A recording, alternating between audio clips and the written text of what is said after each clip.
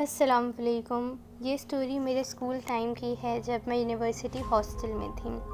ہمارے ہاسٹلس کے wash room سے اٹیچ نہیں تھے، تو اگر کسی کو جانا ہوتا تو کمرے سے باہر نکل کے لابی کے دوسرے سائڈ جانا پڑتا تھا۔ واش روم کے متعلق یہ مشہور تھا کہ وہ پیرا نارمل ہے، اس وجہ سے رات میں کم استعمال ہوتا تھا، اور اگر ہوتا بھی تھا تو وہ لڑکی اپنے ساتھ آدھے درجن کو لے کے جایا کرتی تھی۔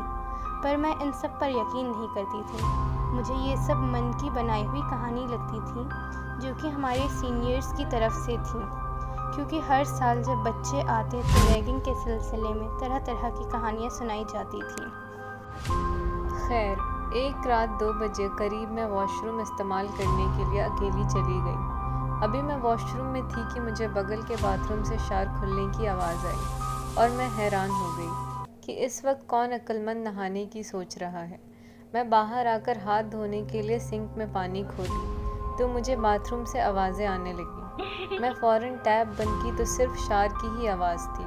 جاتے جاتے میں نے سوچا کہ اس لڑکی کو مشورہ دیتی چلوں کہ اس وقت نہ نہایا کرے۔ میں آگے بڑھ رہی تھی کہ مجھے پانی کے چھپاک کی آواز سنائی دے رہی تھی، جیسے باقاعدہ اندر کوئی موجود ہو اور پانی استعمال کر رہا ہو۔ جب میں قریب پہنچی تو دروازہ کھلا ہوا تھا، پر اندر کوئی نہیں تھا۔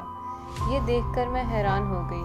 پھر میں ڈرتے ڈرتے شاور بند کی، اور جب واپس جانے لگی تو مجھے اس عورت کی کہککے کی آواز سنائی دی، اور زوردار دھماک، جیسے کوئی دروازہ کھول رہا ہو۔ بس میرا یہ سننا تھا کہ میں فوراً اپنے روم میں آ گئی۔